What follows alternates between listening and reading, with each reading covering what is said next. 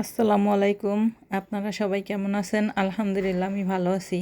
আমি আজকে নতুন একটা রেসিপি নিয়ে আসলাম। আজকে আমি বানাবো ফ্রাইড রাইস। ফ্রাইড রাইস বানানোর জন্য প্রথমে আমি পাতিলে তেল দিয়ে পেঁয়াজ একটু ভেজে নেব। পেঁয়াজ কুচি এরপরে 1 চামচ লবণ দিয়ে দিলাম। একটা মুরগির বুকের মাংস আমি কুচি করে ছোট ছোট করে পেঁয়াজের মধ্যে দিয়ে আমি ভালো করে নেড়ে চেড়ে নিচ্ছি। এরপরে আমি গাজর আর বরবটি হালকা সিদ্ধ করে আমি রেখেছিলাম, সেইগুলা দিয়ে ভালো করে নেড়ে চেড়ে নিচ্ছি।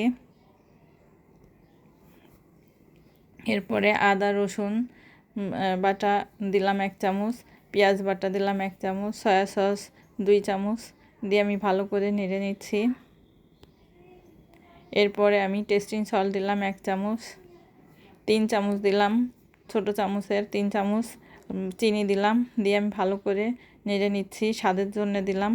এবার 1 চামচ গুঁড়া মরিচের গুঁড়া দিচ্ছি, দিয়ে আমি ভালো করে নেড়ে নিয়ে আমি চিনি গুঁড়ার চাল ভাত সেরকম চাল করে আমি ঝরা দিয়ে শুকিয়ে নিয়েছিলাম ভালো মতো। তারপরে আমি ঢেলে ভালো করে নাড়াচাড়া করে নিলাম।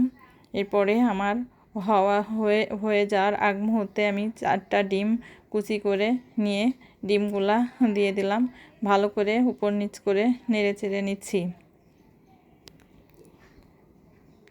পরে আমার ফ্রাইড রাইস রান্না করা শেষ হয়ে গেল। আমি পরিবেশন করতেছি।